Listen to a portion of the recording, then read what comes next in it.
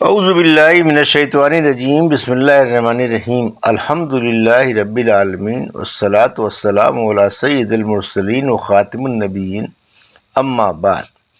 صحیح مسلم باب منافق کی خصلتوں کا بیان، حدیث نمبر 210، اردو ترجمہ۔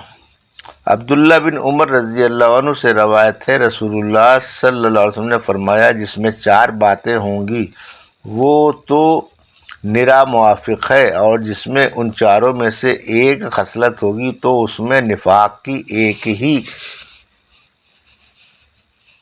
خو ہے، یہاں تک کہ اس کو چھوڑ دیوے۔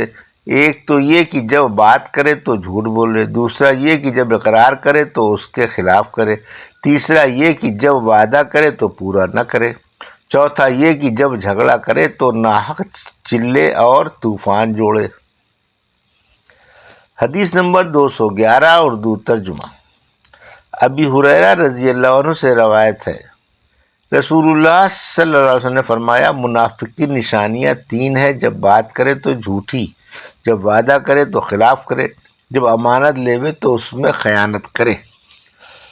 حدیث نمبر 212، اردو ترجمہ۔ ابو ہریرہ رضی اللہ عنہ سے روایت ہے کہ منافق کی 3 خصلتیں ہیں، جب بولے جھوٹ بولے، وعدہ کرے تو پورا نہ کرے، اور جب امین بنایا جائے تو خیانت کرے۔ حدیث نمبر 213، اردو ترجمہ۔ مذکورہ بالا حدیث اس سند سے بھی مروی ہے۔ اتنا اضافہ ہے کہ منافق کی 3 نشانیاں ہیں، اگرچہ وہ روزہ رکھتا ہو، نماز پڑھتا ہو اور سمجھتا ہو کہ وہ مسلمان ہے۔ حدیث نمبر 214، اردو ترجمہ۔ اس سند سے بھی مذکورہ بالا حدیث روایت کی گئی ہے، چند الفاظ کی تبدیلی کے ساتھ۔ باب مسلمان بھائی کو کافر کہنے والے کے ایمان کا بیان۔ حدیث نمبر 215، اردو ترجمہ۔ عبداللہ بن عمر رضی اللہ عنہ سے روایت ہے، رسول اللہ صلی اللہ علیہ وسلم نے فرمایا، جب کسی مرد نے اپنے بھائی کو کافر کہا تو وہ کفر دونوں میں سے کسی پر ضرور پلٹے گا۔ حدیث نمبر 216، اردو ترجمہ۔ عبداللہ بن عمر رضی اللہ عنہ سے روایت ہے، رسول اللہ صلی اللہ علیہ وسلم نے فرمایا، جو شخص اپنے بھائی کو کافر کہہ کر پکارے تو دونوں میں سے ایک پر کفر آ جائے گا، اگر وہ شخص جس کو اس نے پکارا کافر ہے تو خیر، کفر اس پر رہے گا، ورنہ پکارنے والے پر لوٹ آئے گا۔ باپ اپنے باپ کے سوا اور کا بیٹا کہلانے والا کافر ہے۔ حدیث نمبر 217، اردو ترجمہ۔ ابو ذر غفاری رضی اللہ عنہ جندب بن جنادہ یا بریر سے روایت ہے، انہوں نے رسول اللہ صلی اللہ علیہ وسلم سے سنا، آپ نے فرمایا کہ جو شخص اپنے تئیں کسی اور کا بیٹا کہے اور وہ جانتا ہو کہ اس کا بیٹا نہیں ہے، یعنی جان بوجھ کر اپنے باپ کے سوا کسی اور کو باپ بتلائے، وہ کافر ہو گیا۔ اور جس شخص نے اس چیز کا دعویٰ کیا جو اس کی نہیں ہے، وہ ہم میں سے نہیں ہے، اور وہ اپنا ٹھکانہ جہنم میں بنا لیوے۔ اور جو شخص کسی کو کافر کہہ کر بلاوے یا خدا کا دشمن کہہ کر پھر وہ جس کو اس نام سے پکارا گیا ایسا نہ ہو، یعنی کافر نہ ہو، تو وہ کفر پکارنے والے پر پلٹ آئے گا۔ باپ اپنے باپ سے پھر جانے، نفرت کرنے اور دانستہ دوسرے کو باپ بنانے والے کے ایمان کا بیان۔ حدیث نمبر 218، ابو ہریرہ رضی اللہ عنہ سے روایت ہے، رسول اللہ صلی اللہ علیہ وسلم نے فرمایا، اپنے باپوں سے نفرت مت کرو، یعنی اپنے باپ کو باپ کہو، دوسرے کو باپ مت بناؤ۔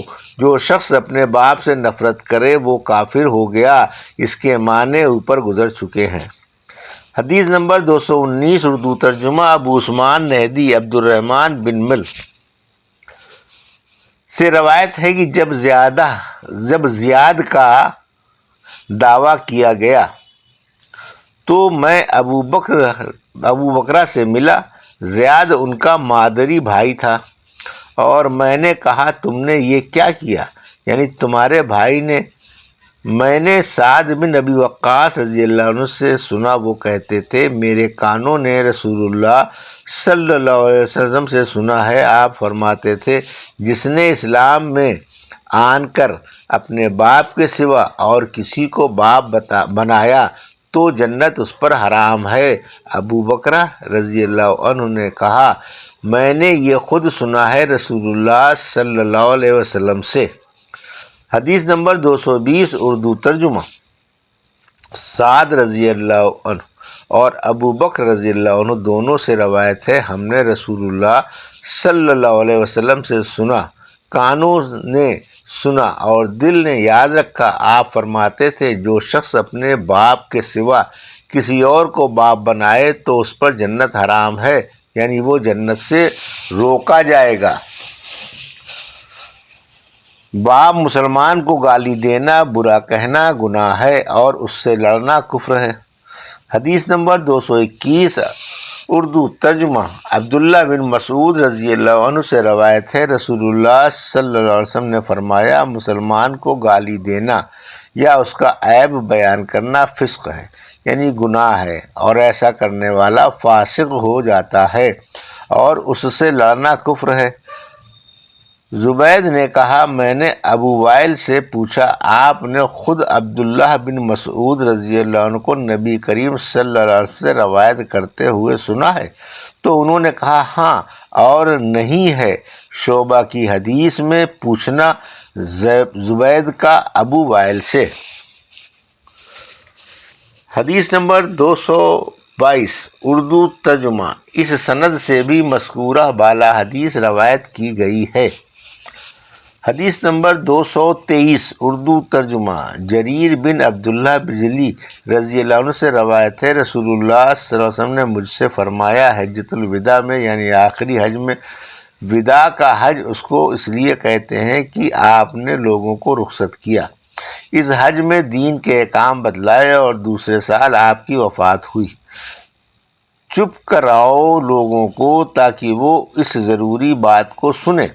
پھر فرمایا میرے بعد، میرے اس موقف کے بعد یا وفات کے بعد ایک دوسرے کی گردنیں مار کر کافر نہ بن جانا۔ حدیث نمبر 224 اردو ترجمہ۔ مذکورہ بالا حدیث اس سند سے بھی مروی ہے۔ حدیث نمبر 225 اردو ترجمہ۔ عبداللہ بن عمر رضی اللہ عنہ سے روایت ہے، رسول اللہ صلی اللہ علیہ وسلم نے حجۃ الوداع میں وَيَحْكُمْ یا وَيْلَكُمْ فرمایا میرے بعد کافر مت ہو جانا، ایک دوسرے کی گردنیں مارنے لگو۔ حدیث نمبر 226 اردو ترجمہ۔ اوپر والی حدیث اس سند سے بھی مروی ہے۔ باب نسب میں تان کرنے والے اور میت پر چلا کر رونے والے پر کفر کا اطلاق۔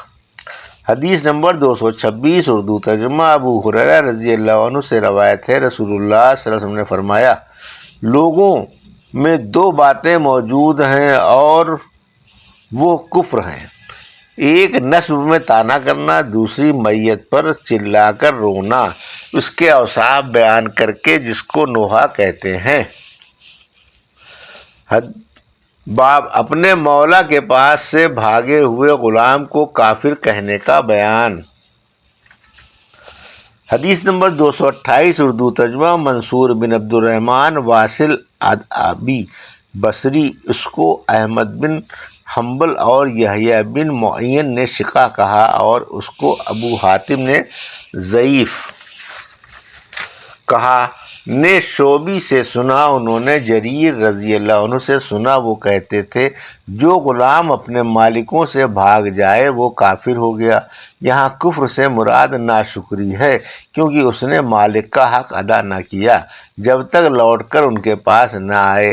منصور نے کہا قسم خدا کی یہ حدیث تو مرفوعاً رسول اللہ صلی اللہ علیہ وسلم سے مروی ہے، پر میں نے یہاں مرفوعاً بیان نہیں کی، جریر کا قول بتایا، لیکن مجھے برا معلوم ہوتا ہے کہ یہ حدیث مجھ سے بیان کی جائے اس جگہ بصرہ میں۔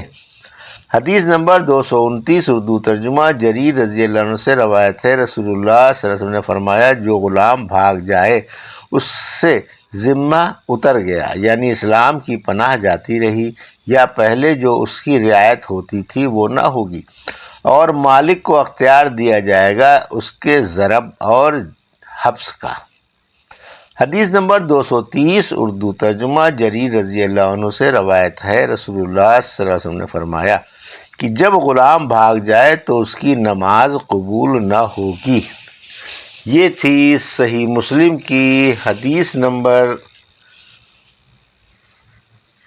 210 سے حدیث نمبر 230 کا اردو ترجمہ جو ابھی آپ نے سماعت فرمایا۔